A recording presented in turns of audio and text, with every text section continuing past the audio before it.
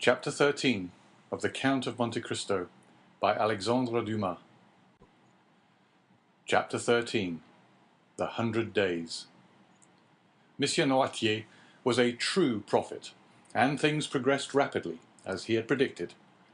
Everyone knows the history of the famous return from Elba, a return which was unprecedented in the past, and will probably remain without a counterpart in the future.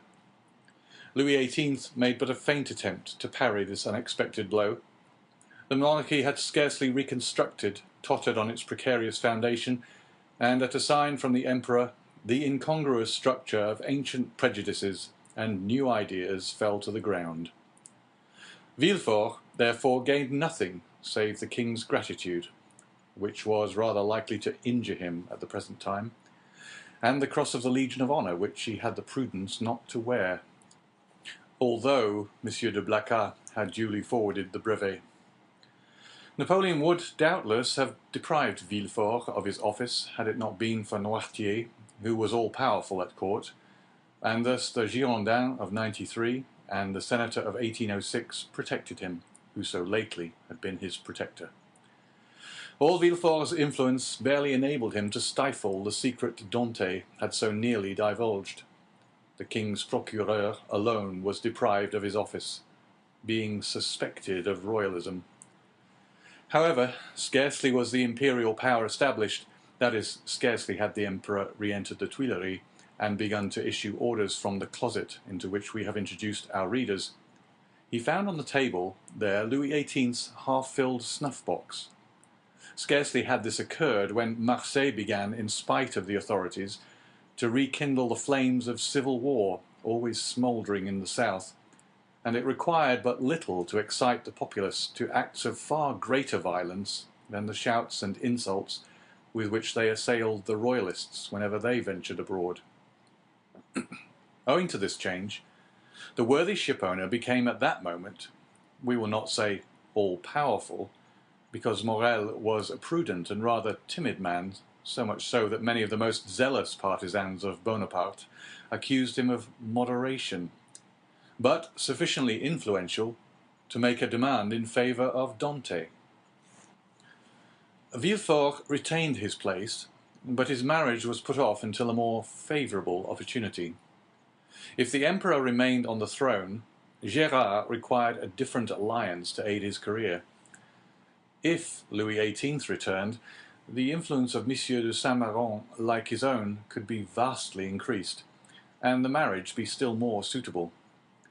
The deputy procureur was, therefore, the first magistrate of Marseille, when one morning his door opened, and Monsieur Morel was announced.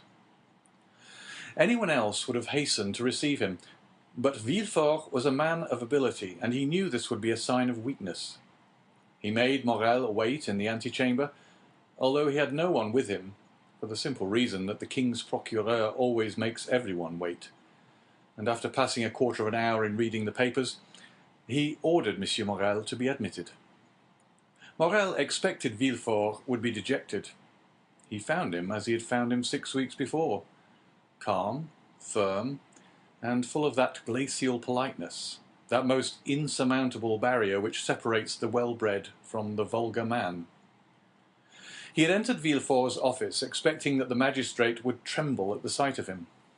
On the contrary, he felt a cold shudder all over him when he saw Villefort sitting there with his elbow on his desk, and his head leaning on his hand. He stopped at the door. Villefort gazed at him as if he had some difficulty in recognizing him. Then, after a brief interval, during which the honest shipowner turned his hat in his hands, "Monsieur Morel, I believe," said Monsieur Villefort. "Yes, sir."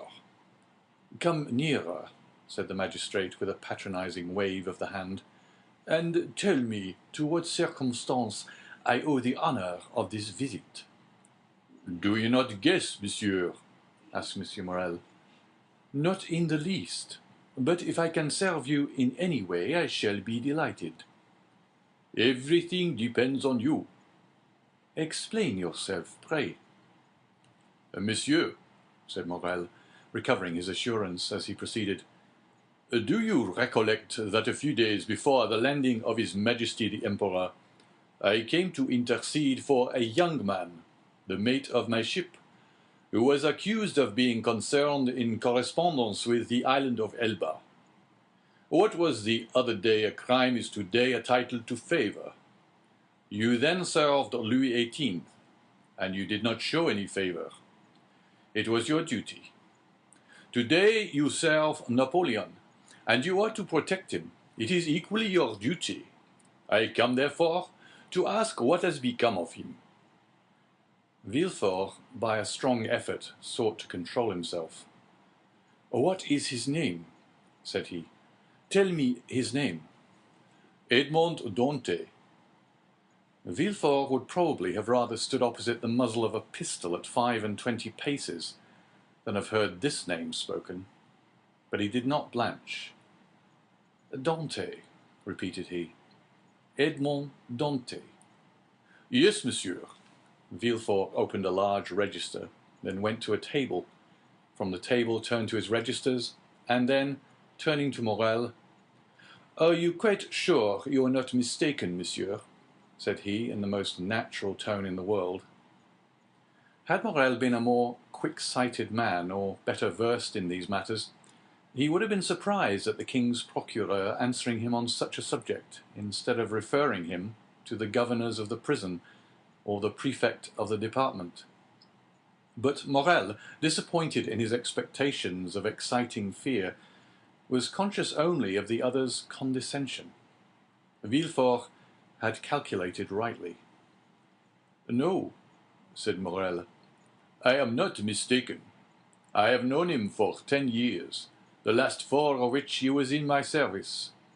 Do not you recollect? I came about 6 weeks ago to plead for clemency, as I come today to plead for justice. You receive me very coldly. Oh, the Royalists were very severe with the Bonapartists in those days." "Monsieur," returned Villefort, "I was then a Royalist, because I believed the Bourbons not only the heirs to the throne, but the chosen of the nation. The miraculous return of Napoleon has conquered me. The legitimate monarch is he who is loved by his people." "That's right," cried Morel. "I like to hear you speak thus, and I augur well for Edmond from it." "Wait a moment," said Villefort, turning over the leaves of a register. "I have it. A sailor, who was about to marry a young Catalan girl. I recollect now, it was a very serious charge." "How so?" "You know that when he left here he was taken to the Palais de Justice." "Well?"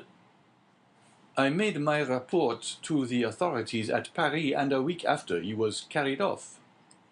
"Carried off?" said Morel. "What can they have done with him?" "Oh, he has been taken to Fenestrelle, to Pignerol, or to the Sainte Marguerite island. Some fine morning he will return to take command of your vessel." "Come, when he will, it shall be kept for him. But how is it he is not already returned? It seems to me the first care of a government should be to set at liberty those who have suffered for their adherence to it." "Do not be hasty, Monsieur Morel," replied Villefort. "The order of the imprisonment came from high authority, and the order for his liberation must proceed from the same source. And as Napoleon has scarcely been reinstated a fortnight, the letters have not yet been forwarded." "But," said Morel, "is there no way of expediting all these formalities, of releasing him from arrest?" "There has been no arrest." "How?" "It is sometimes essential to government to cause a man's disappearance without leaving any traces, so that no written forms or documents may defeat their wishes." "It might be so under the Bourbons, but at present—" "It has always been so, Monsieur Morel, since the reign of Louis XIV. The Emperor is more strict in prison discipline than even Louis himself, and the number of prisoners whose names are not on the register is incalculable." Had Morel even any suspicions, so much kindness would have dispelled them. Well, Monsieur de Villefort, how would you advise me to act? Asked he. Petition the minister. Oh, I know what that is. The minister receives 200 petitions every day, and does not read 3. That is true, but he will read a petition countersigned and presented by me. And will you undertake to deliver it? With the greatest pleasure. Dante was then guilty, and now he is innocent, and it is as much my duty to free him as it was to condemn him. Villefort thus forestalled any danger of an inquiry which, however improbable it might be, if it did take place, would leave him defenceless. But how shall I address the minister? Sit down there, said Villefort, giving up his place to Morel, and write what I dictate. Will you be so good? Certainly, but lose no time. We have lost too much already. That is true.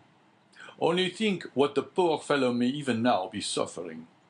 Villefort shuddered at the suggestion, but he had gone too far to draw back. Dante must be crushed to gratify Villefort's ambition. Villefort dictated a petition in which, from an excellent intention, no doubt, Dante's patriotic services were exaggerated, and he was made out one of the most active agents of Napoleon's return. It was evident that at the sight of this document, the minister would instantly release him. The petition finished, Villefort read it aloud. That will do, said he. Leave the rest to me. Will the petition go soon? Today. Countersigned by you? The best thing I can do will be to certify the truth of the contents of your petition. And sitting down, Villefort wrote the certificate at the bottom. What more is to be done? I will do whatever is necessary. This assurance delighted Morel, who took leave of Villefort and hastened to announce to old Dante that he would soon see his son.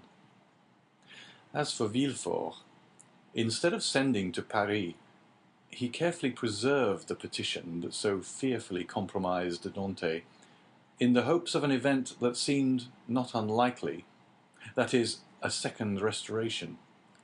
Dante remained a prisoner and heard not the noise of the fall of Louis XVIII's throne, or the still more tragic destruction of the empire. Twice during the 100 days had Morel renewed his demand, and twice had Villefort soothed him with promises. At last there was Waterloo, and Morel came no more. He had done all that was in his power, and any fresh attempt would only compromise himself uselessly. Louis XVIII remounted the throne. Villefort, to whom Marseille had become filled with remorseful memories, sought and obtained the situation of king's procureur at Toulouse, and a fortnight afterwards he married Mademoiselle de Saint-Méran, whose father now stood higher at court than ever. And so Dante, after the 100 days and after Waterloo, remained in his dungeon, forgotten of earth and heaven. Danglars comprehended the full extent of the wretched fate that overwhelmed Dante, and when Napoleon returned to France, he, after the manner of mediocre minds, termed the coincidence a decree of Providence. But when Napoleon returned to Paris, Danglars' heart failed him, and he lived in constant fear of Dante's return on a mission of vengeance. He therefore informed M. Morel of his wish to quit the sea, and obtained a recommendation from him to a Spanish merchant, into whose service he entered at the end of March, that is, 10 or 12 days after Napoleon's return. He then left for Madrid, and was no more heard of. Fernand, understanding nothing except that Dante was absent, what had become of him he cared not to inquire. Only during the respite the absence of his rival afforded him, he reflected partly on the means of deceiving Mercédès as to the cause of his absence, partly on plans of emigration and abduction, as from time to time he sat sad and motionless on the summit of Cape Faro, at the spot from whence Marseille and the Catalans are visible, watching for the apparition of a young and handsome man, who was for him also the messenger of vengeance. Fernand's mind was made up. He would shoot Dante and then kill himself. But Fernand was mistaken. A man of his disposition never kills himself, for he constantly hopes. During this time, the Empire made its last conscription, and every man in France capable of bearing arms rushed to obey the summons of the Emperor.